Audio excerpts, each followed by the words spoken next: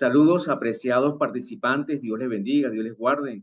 Me siento muy complacido en abrir mis brazos y mi corazón para darles a ustedes este saludo cordial de parte de nuestra institución, el IUNAF, la parte de la división de extensión, y también los compañeros que han ideado este diplomado. Me refiero al pastor Mauro, al pastor Fabio, y por supuesto, me han invitado a compartir con ustedes este tema sobre el pecado. Primero vamos a tener mi presentación de quién soy yo, luego tenemos la oración, la intro, el devocional y comenzamos con la introducción de esta clase. ¿Ok? Muy bien, me place pues, ya les mencioné, saludarles. Mi nombre es Marcos González. Soy docente pues del seminario, pastor de iglesia, soy el primero pastor de iglesia. Estoy felizmente casado con una hermosa, preciosa mujer que es la dueña de mi corazón, quien hoy en estos 35 años me ha acompañado en las buenas y en las malas, y pues le agradezco a Dios por esa extraordinaria mujer. Como ella, muchas en la iglesia, mujeres piadosas, mujeres consagradas, y le debemos dar gracias a Dios por ese tipo de personas que Él ha enviado para ser nuestra ayuda idónea. Así que honrado y glorificado sea Dios. Pero mi mujer, pues, es la que lleva está en mi corazón, está en mi corazón. Con ella hemos tenido 3 hijos. Joyce, la mayor, está casada con Néstor Aponte. Sería nuestro cuarto hijo. Me siento muy contento porque él ama de una manera, ama a mi hija de una manera, pero extraordinaria. Me siento muy feliz por la manera como la trata. Eh, Recientemente han sido padres, la semana pasada, el jueves pasado, de su tercera bebé. La primera es Danielita. Ella tiene 14 años, ya es adolescente. También el segundo bebé, bueno, el segundo nieto es Nestico, tiene 12 años. Han tenido la sangre de su papá, que es músico, así que ellos también son músicos. Y la pequeñita Denali, pues tan tierna, tan melodiosa, llora cantando. Imagínese usted. Así que le doy gracias a Dios por mi hija mayor. Mi segundo hijo se llama Marcos David. Él es analista de algo, planifica, integra procesos, etcétera, etcétera. Pero su profesión es idiomas modernos, es licenciado en idiomas modernos. Eh, Le gusta la lectura, la historia. Él, lo digo con mucho cariño, y mucha humildad. Cuando presentó la prueba de ingreso en la UCB, él quedó de segundo en todos los estudiantes que presentaron esa prueba de admisión. Así que le gusta mucho la historia, especialmente el periodo egipcio, okay, esa parte tan curiosa, tan extraordinaria eh, de nuestra civilización, de nuestra historia humana, de la historia de nuestra civilización. Ok. El tercer hijo, Marcos Esteban. A él le gusta la parte de las redes. Él estudia actualmente publicidad, mercado y publicidad. Le gusta diseñar, le gusta colaborar en ese ámbito de la tecnología, es publicitar cosas. Así que me siento muy contento y muy feliz y orgulloso en el Señor por estos 3 hijos que el Señor me ha dado. Los 3 están en la iglesia. Qué bendición para un padre ver a sus hijos estar vinculados en la fe cristiana adventista. Me siento muy contento, muy complacido. Muy bien, entonces eso es parte de mi vida. En la parte del pastorado, ya le mencioné que soy pastor de la iglesia adventista, eso es lo primero. Segundo, ser maestro, pastor y maestro. Hemos tenido la bendición de formar parte del equipo del UNAF desde hace un tiempo. y pues me siento muy contento de este ministerio del pastorado, que es en primer lugar lo que llevo en mi sangre, ser pastor de la iglesia adventista. Me desempeño como profesor en el área de teología aplicada. Me gusta la teología bíblica, particularmente el Nuevo Testamento. Eh, Eso era mi primer eh, mi primer estudio, pues mis primeras ganas. También me gusta la historia de la iglesia y actualmente, pues como ya le menciono, estoy en el área de teología aplicada. Así que en la teología del Nuevo Testamento está rezagadita allí, pero era pues el, mi gusto en el estudio de la teología. Muy bien, entonces voy a compartir con ustedes la pantalla para dar inicio a nuestra clase. ¿Ok? Así compartir. Vamos a colocarlo en modo de proyección. ¿Qué pasó aquí? Espera un momentito, apreciados hermanos. Ya va. Estoy apretando unos botoncitos que no me responden. Que no me responden. Un momentito. Ok, ya va. La barrita. Listo. Ok. Ese precioso rostro que ustedes ven allí, ¿verdad? Va a estar allí. Yo lo he movido en diferentes lugares, pero ese es mi computadora donde se mueve. Pero en la suya va a estar allí en ese lugarcito que en ocasiones va a obstruir la visión que ustedes van a tener de la presentación que vamos a mostrar. ¿Ok?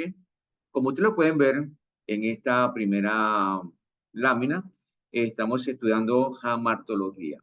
Jamartología, ya le mencioné, es la parte de la teología que estudia sobre el pecado. Hamartía es la palabra griega de donde se origina esta primera parte de esta palabra. ¿Ok? Una palabra compuesta.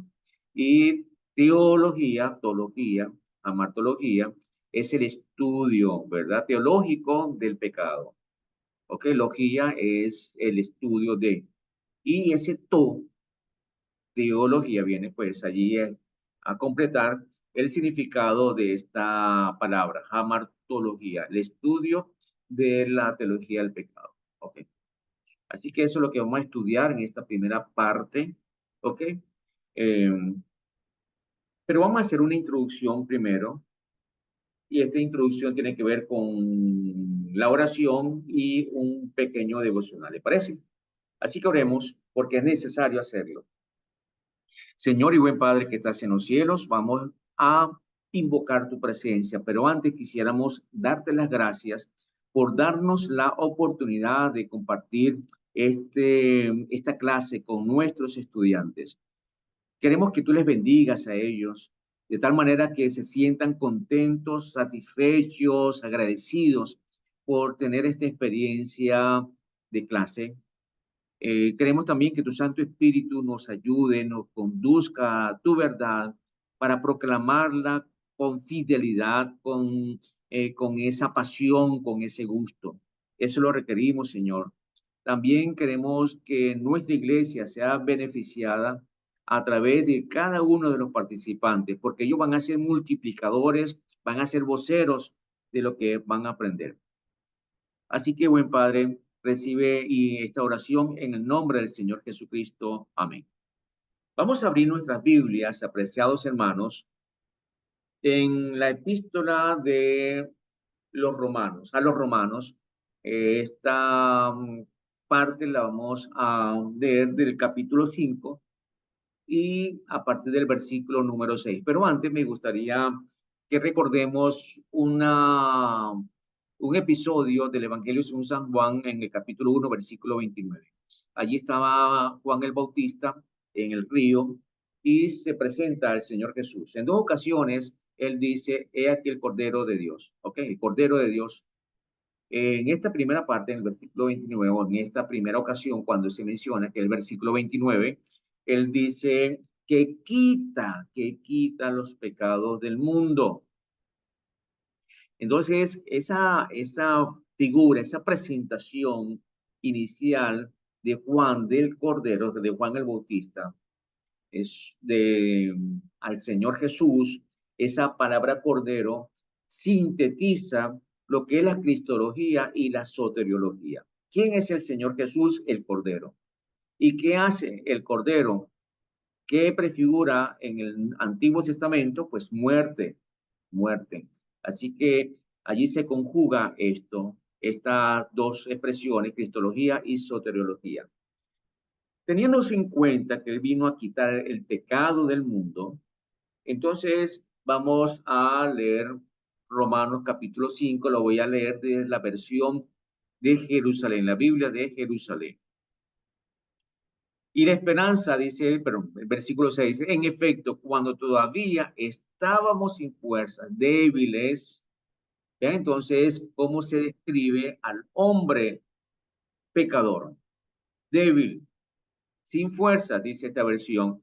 En el tiempo señalado, Cristo murió por los impíos. Entonces, además de estar sin fuerza, también se agrega, se anexa la calificación de impíos, débiles impíos. ¿Ok? Entonces el Señor viene a rescatar, a dar solución a este problema de debilidad y de impiedad. El versículo 7 dice, en verdad apenas habrá quien muera por un justo, y eso sucede en la vida real. Alguien da su vida por otro, y eso ha sucedido. Por un hombre de bien, tal vez se atrevería uno a morir. Eso, como ya le estoy mencionando, ocurre, ha ocurrido, ocurrirá. Versículo 8. Mas la prueba de que Dios nos ama es que Cristo, escuchen bien esta expresión tan hermosa, tan impactante, tan significativa, siendo nosotros todavía pecadores, es decir, débiles, impíos, pecadores, murió por nosotros. Entonces aquí ven ustedes la condición del hombre débil, impío y pecador, siendo nosotros todavía pecadores. Ese verbo en mí, en su conjugación, presenta una condición. De hecho, pues el verbo ser y estar es eso, presenta una condición o un estado del hombre. Sucede igual en el griego. Entonces, siendo nosotros pecadores, estando nosotros en la condición de pecadores débiles, impíos, Él muere por nosotros. Por eso es el Cordero de Dios que quita el pecado. Versículo 9. Con cuánta más razón, pues, justificados ahora por su sangre, seremos por él salvos de la cólera. Su versión, si la tiene la Reina Valera, dice de la ira divina. La ira divina tiene un cese, un término. Pero ven ustedes, apreciados, que aquí estamos hablando de algo que vamos a estudiar en la próxima clasecita. Esta clase del día de hoy la vamos a dividir en dos. Esta es la primera parte, introductoria. Vamos a hacer un corte, luego continuaremos con la segunda parte de esta primera clase. Muy bien, entonces aquí vamos a hablar un poquito de la culpa. La culpa no tiene remedio, la culpa exige una paga. La culpa, escuchen bien, no exige otra cosa sino la muerte. La culpa no se quita, escuchen bien, la culpa no se quita. La culpa no se quita. Entonces, ¿cómo el Señor solucionó el problema de la culpa? Porque la culpa, vuelvo a mencionar, exige muerte. Culpable, muerte. Culpa, la culpa implica la muerte. Entonces nosotros no podemos pagar la culpa. No tenemos la posibilidad para cancelar la culpa. La culpa es una sentencia. Tú eres culpable y como tú eres culpable vas a morir. Tan sencillo como eso. Entonces, por eso viene el Señor a solucionar el problema del pecado a través de nuestro Señor Jesús, quien es el Cordero de Dios que quita el pecado del mundo. Entonces, vean ustedes que cuando hablamos de pecado, vuelvo a mencionar, es que hay una condena por una condición, por una situación que se presenta allí. Entonces, la tercera clase, que es que vamos a estudiar, que tiene que ver con la naturaleza del pecado, vamos a aprender que el pecado es una decisión, pero también es una condición.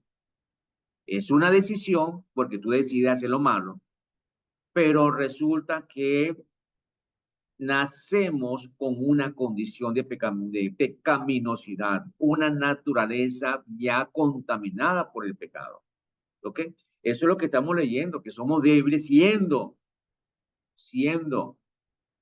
¿ok? Ese siendo, vuelvo a mencionar el versículo 8, siendo nosotros todavía pecadores. Entonces ahí viene el asunto de la ira de Dios, que se apacigua solamente con la muerte. Pero nuestra muerte no va a quitar la ira de Dios. Entonces vean ustedes cuán odioso es el pecado. Y el pecado pues tuvo que ser solucionado de una manera extrema. No había una metodología humana para cancelar la culpa y la condena del pecado. La ira de Dios solamente se iba a apaciguar de una manera extrema. Y vean entonces, porque hay ira, porque Dios odia, Dios odia. Dios se contrapone en su propia naturaleza, en su propia esencia absoluta, santa, perfecta, a algo que no está dentro de su esquema de, de creación. Y es el pecado, es intruso, que va contra su propia carácter, contra su propia naturaleza, contra su propia determinación. Así que la única manera de solucionar esto fue a través de la muerte del ser infinito, nuestro Dios, que como Dios en su definición no puede morir, tuvo que encarnarse, tuvo que encarnarse. Ahora bien, esto es algo bien interesante, que va más allá de lo que estoy diciendo, de mi explicación o de mis argumentos pobres, humanos, que solamente asomo un poco esta manera tan hermosa como Dios solucionó el problema del pecado a través de su propia vida.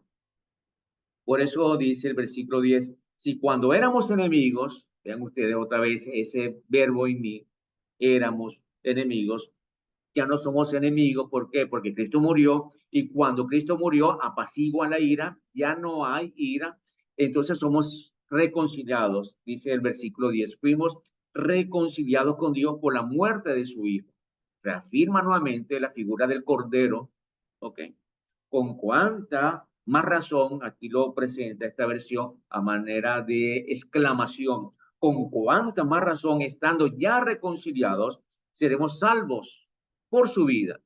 Entonces vean ustedes ese intercambio, ese intercambio. Se nos imputa entonces algo, se nos declara ya en una nueva condición, en un nuevo estado legal, que es propiciado por la vida de nuestro Señor Jesús. Es decir, cuando hablamos de la vida, hablamos de su encarnación, completa encarnación que lo llevó a la muerte y luego de su muerte la resurrección y después de su resurrección su ministerio intercesor allá en el reino de los cielos que se está preparando ya para venirnos a rescatar para siempre, para siempre. Amén. Entonces, vamos a darle gracias a Dios porque a través de nuestro Señor Jesús, Él soluciona de una manera absoluta y completa. Por eso le hago la invitación, apreciados hermanos, de que usted pueda entregar nuevamente su vida al Señor Jesús, haga un pacto de salvación con Él nuevamente todos los días, conságrate al Señor todos los días, haz de eso tu primer trabajo. Dale gracias a Dios por nuestro Señor Jesús, que siendo nosotros débiles, impíos, pecadores, condenados a ir por la ira del Señor, nosotros ahora somos justificados. Y qué hermosa esa expresión, justificación. Y eso lo van a estudiar muy bien ustedes en la parte de la soteriología. Muy bien, entonces vamos a proceder a hacer ahora una introducción un poquito larga y de repente curiosa, que al principio no vas a ver por qué lo vamos a hacer y por qué vamos a tocar este punto, cómo lo vamos a desarrollar. En este cuadro usted ve a una persona con una Biblia, ve una persona con una Biblia, esa persona eres tú, apreciado participante, hombre o mujer, ese eres tú. Entonces, con esto quiero señalar que nuestra primera eh, acción, nuestra prioridad es encontrarnos con la palabra. Recordemos ese texto maravilloso de Juan 5:39. ¿Qué dice Juan 5:39? Escudriñad las escrituras porque a vosotros parece que en ellas tenéis la vida eterna y ellas son las que dan testimonio de mí, dice el Señor Jesús. Por eso es necesario que nosotros enfoquemos nuestra mente en la Biblia, en la palabra de Dios, en el escrito está. ¿Para qué? Para que podamos conocer a nuestro Señor Jesús, su muerte en la cruz, su intercesión en el reino de los cielos y su pronta venida. Amén. ¿Por qué le digo esto, mis hermanos? ¿Por qué es necesario priorizar nuestro estudio de la palabra? ¿Por qué es necesario? Bueno, siendo que tú eres líder de la iglesia y estás recibiendo esta clase, tu deber es compartir lo que estás aprendiendo con la iglesia, con tus miembros de iglesia, para que ellos puedan tener la experiencia de encontrarse, no con tu palabra, sino que tú los motives, tú los animes a estudiar la Biblia como tú lo estás haciendo de manera personal, para que ellos puedan encontrará la salvación en Cristo Jesús.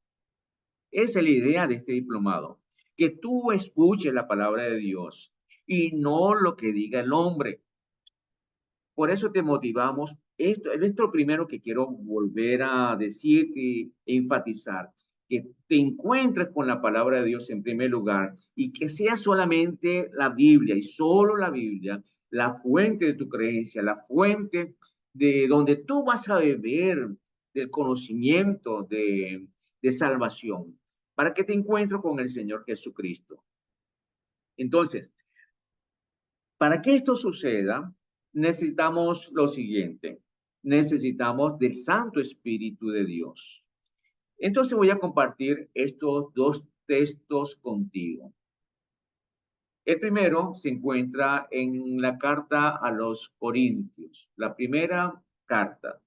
Pero el hombre natural, dice Pablo, no percibe las cosas que son del Espíritu de Dios porque para él son locura y no la puede entender porque se han de discernir espiritualmente.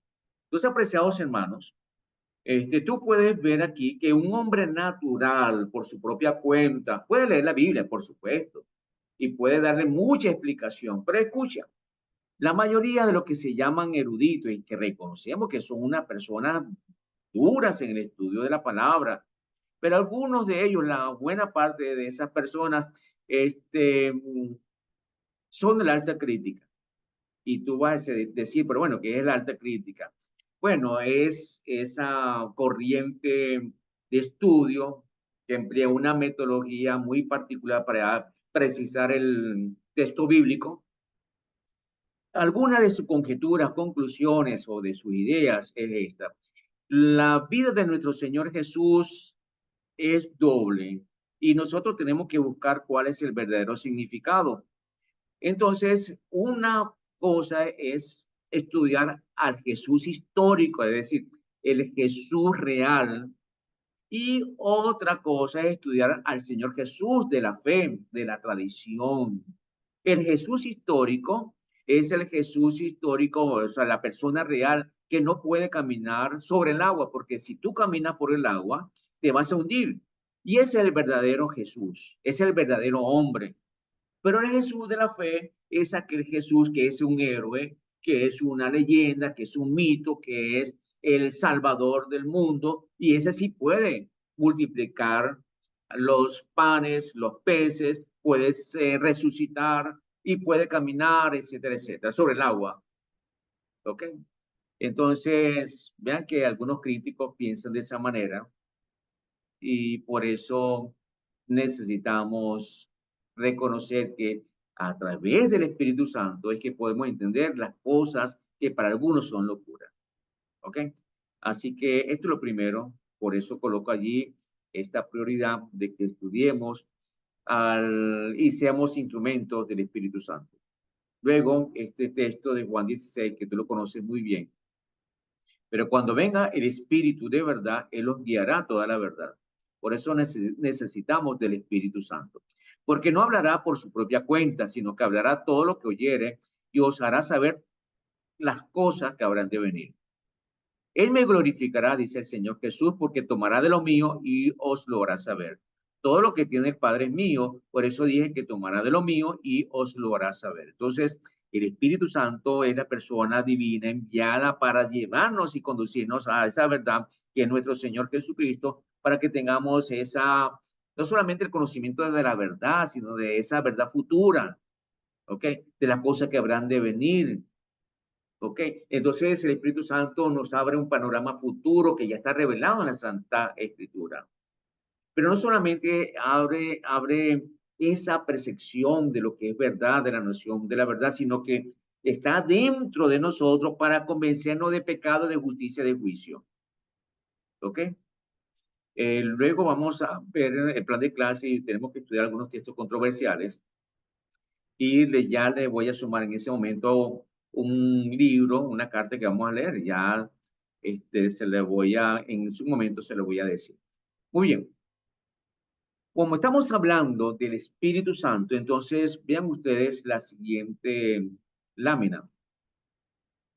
Nuestra iglesia, con el Espíritu Santo, que ahí tienen el logo de la iglesia, este, tiene ahora una característica como iglesia remanente. Ya conocemos el texto de Apocalipsis, capítulo 2, versículo 17, que dice que el dragón, el diablo, se llenó de ira contra la mujer, la iglesia, y se fue a hacer guerra contra el resto de la descendencia de ella, es decir, remanente.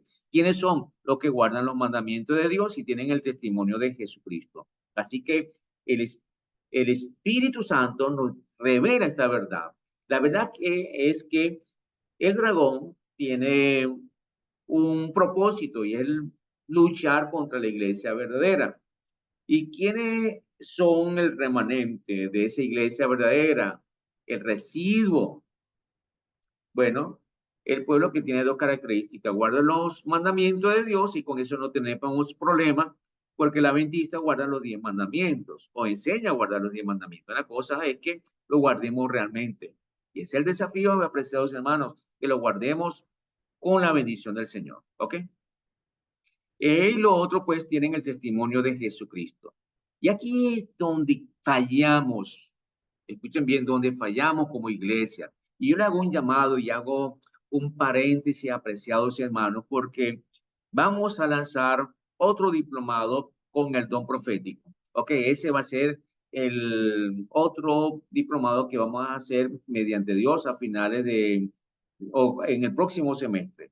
Ok, ya hablamos con nuestra directiva de la universidad, con la profesora Saray, quien es la jefe de extensión que propicia todo este programa de diplomado. Y yo también quisiera hacer un paréntesis, apreciados hermanos. Aprovechen todos los intentos que hace nuestra universidad, nuestra iglesia, a través de su universidad, el IUNAT, para educar e enseñar a nuestros hermanos. Aprovechen todas estas oportunidades que son bendiciones, hermanos. Los profesores que de alguna manera aportamos un granito de arena para que esto sea una realidad. Hacemos un esfuerzo, ¿verdad? Extra, y lo hacemos con gusto, con cariño, pero también con una preocupación. Tenemos pastores preocupadísimos para que usted pueda educarse como iglesia, como miembro de la iglesia verdadera, que debe estudiar, como ya mencionamos, de una manera prioritaria, urgente, la palabra de Dios, pero también ahora le estoy animando para que ustedes cumplan la característica de la segunda, sí cumplan la segunda característica de lo que es la iglesia remanente. y es el testimonio de Jesucristo. El texto que tienen al lado, ya ustedes lo habrán leído, dice que el testimonio de Jesús es el espíritu de profecía. Entonces, por eso voy a colocar aquí el espíritu de profecía. Ahí tenemos los escritos de Elena G. de White. Nosotros creemos que el don profético, propiciado por el Espíritu Santo, que es el que propicia los dones espirituales, usó a la persona del N. G. de White para que pudiéramos entonces tener esta segunda característica de la iglesia remanente. ¿Ok? Entonces, apreciados hermanos, aquí tenemos la Biblia, en primer lugar, la fuente de nuestra fe, de nuestra creencia, de nuestra conducta. Y aquí tenemos la segunda parte del mismo Espíritu Santo que tanto inspiró a la Biblia, inspiró a nuestra hermana Elena G. de White. ¿Ok? Entonces, ahí tenemos los escritos. ¿Por qué le menciono esto, hermano, en esta introducción tan larga que estoy haciendo? Es que, miren ustedes, se supone que nuestra iglesia, como ya le estoy mencionando, se basa en su fundamento doctrinal en la Santa Escritura, y solamente la Santa Escritura. Esto es así. Pero, de acuerdo a la misma Escritura, al mismo Espíritu Santo, Él este, nos muestra sobre ese don vigente en la persona de Elena de Guay. Entonces, tenemos la Santa Escritura como fuente de nuestra doctrina, de nuestra fe, de nuestra conducta, etcétera, etcétera. Y también tenemos el espíritu de profecía en la persona de Elena de Guay. Ahora bien, aquí voy a presentar una interrogación. Se supone que esto es así. Se supone que nosotros tenemos la palabra de Dios y también tenemos los escritos de Elena de White. Recuerden que nuestra salvación es por el estudio de la palabra. Vuelvo a reiterar esto y lo vuelvo a reafirmar. ¿Ok? Sin embargo, tenemos también los escritos de Elena de White. Muy bien. ¿Por qué la interrogante? Porque se supone que como iglesia nosotros tengamos eso muy en cuenta y que basemos nuestra creencia en lo que conocemos de estos dos elementos que Dios ha revelado, su revelación especial y la revelación del don profético en la persona de Elena G. de White. ¿Es así? ¿Fue así? ¿Será así? Y Y yo quisiera que usted preste atención a lo que les voy a mencionar, porque muchas veces hemos sido señalados, escuchen bien, apreciados hermanos, de que hemos abandonado la fe de nuestros pioneros, que tenemos que volver otra vez a la misma creencia que ellos tuvieron en sus inicios, en esa iglesia de Elena G. de White, de Urias Smith, de José Bates y de Jaime White, J.N. Andrews, etcétera, etcétera, de Wagner, de Jones, de Urias Smith y de otros tantos. Y entonces dice que nuestra iglesia tiene una nueva teología, que a partir de la década de 1950 la iglesia tiene una nueva percepción de lo que es el santuario celestial, de la persona de nuestro Señor Jesús. Hay libros, hay folletos que nos acusan directamente de ser apóstatas, de estar en Babilonia, etcétera, etcétera. ¿Ok? Le cuento esto, le menciono esto, porque en verdad es una tristeza, es un pesar que sufre nuestra iglesia. Porque si nosotros tenemos la Biblia y el Espíritu de Profecía, ¿por qué todos estos problemas? ¿Por qué estas contiendas? ¿Por qué estos señalamientos? ¿Ok? En ocasiones, pues, eh, nos hacemos las víctimas o somos los victimarios. Y yo creo que hay que darle gracias a Dios por nuestra iglesia organizada, la Unión Venezolana, Antillana, la Oriental, de preocuparse para que nosotros nos eduquemos en la palabra. Nuestra iglesia, pues ya ustedes conocen, no es un cuento. Necesitamos tener una claridad doctrinal. ¿Qué es lo que dice la Escritura? ¿Qué es lo que dice los escritos de Ellen G. White? Y les voy a mostrar algo interesante a ustedes. Ven ustedes que a partir de 1844 se inicia un movimiento que ya conocemos como Iglesia Adventista del Séptimo Día, que tuvo su organización formal en 1863.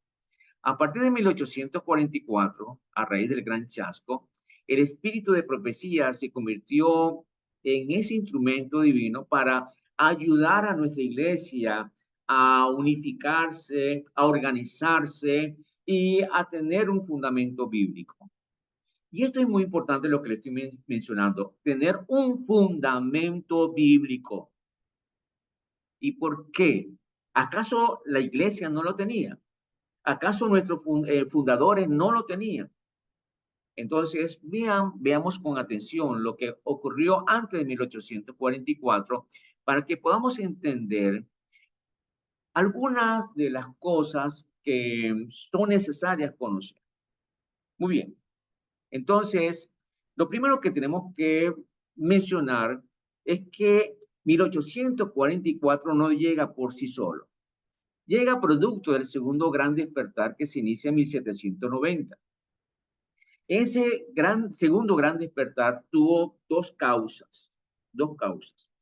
La primera causa, disculpen, la primera causa fueron influencias sociopolíticas, particularmente dos momentos históricos muy importantes que cambió el mundo occidental. En primer lugar fue la Revolución Francesa. No voy a hablar mucho de la Revolución Francesa, solamente la voy a comentar en punto. La Revolución Francesa. Y en segundo lugar, la Revolución Americana, inspirada, por supuesto, por la Revolución Francesa. ¿Qué trajo la Revolución Americana, aparte pues de la independencia de Inglaterra? Trajo dos cosas en el ámbito espiritual. Escuchen bien, libertad religiosa. Esa libertad religiosa propició el surgimiento de nuevas denominaciones. Y allí viene entonces la segunda causa que produjo el segundo gran despertar. ¿Cuáles fueron esas influencias religiosas? Solamente voy a comentar, antes de seguir adelante, algo que es importante. En este segundo gran despertar, hubo algunas cosas que me gustaría mencionar. Primero, la participación de gente negra. Es decir, los anglosajones eran los que propiciaban pues todos estos cultos, etcétera, y no le daban esa participación a la comunidad de nuestros hermanos afrodescendientes. ¿Ok? Entonces, este gran despertar atrajo o involucró a este grupo de personas que estaban pues sometidas a la esclavitud y, y bueno, no quiero hablar más sobre eso. Y lo otro fue la participación de las mujeres. Esto fue algo pero sumamente importante y lo vamos a notar por lo que sucedió en nuestra iglesia adventista. Bueno, sea como sea, estas denominaciones surgieron y dieron pie a lo que fue 1844 y a nuestra iglesia adventista. El metodismo, el pietismo, el puritanismo, el restauracionismo y Guillermo Miller. ¿Cómo lo hicieron? Entonces aquí brevemente lo voy a mencionar. Ustedes ven que todas esas flechitas apuntan a la iglesia adventista, porque nuestros pioneros, escuchen bien, nuestros pioneros, nuestra iglesia bebió bebió de ellos. Y así como lo estoy diciendo, que la iglesia adventista bebió de estos movimientos, cuando hablemos del pecado, tenemos que ver y rastrear cómo era el pensamiento teológico del cristiano a lo largo de la historia de la iglesia cristiana. ¿Ok? Entonces tenemos que meternos en ese asunto porque estamos hablando de que nuestra iglesia bebió de estas creencias, de estos movimientos.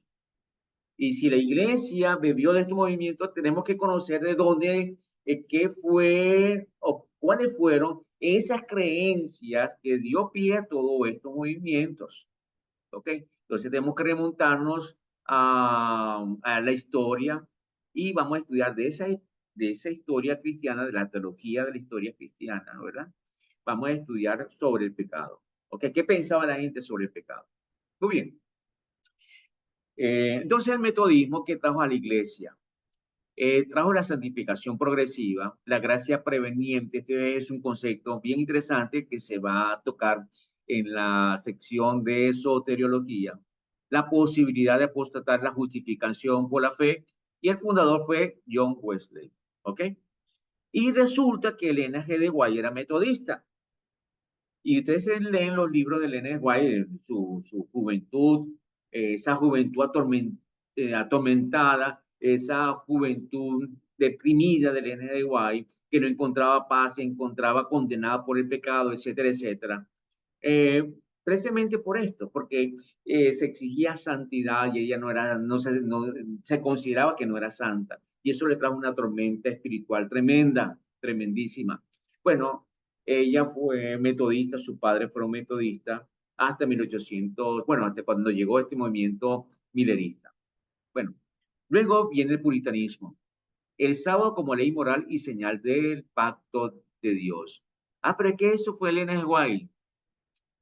Elena G. White confirmó la enseñanza bíblica del sábado por las visiones que el Señor le dio. Veamos todas estas cosas interesantes. ¿Ve? El puritanismo trajo también, nos enseñó lo que es la vida santa conforme a la Biblia. El pietismo, la espiritualidad práctica. El restauracionismo, escuchen bien, apreciados hermanos, presten atención a esta partecita.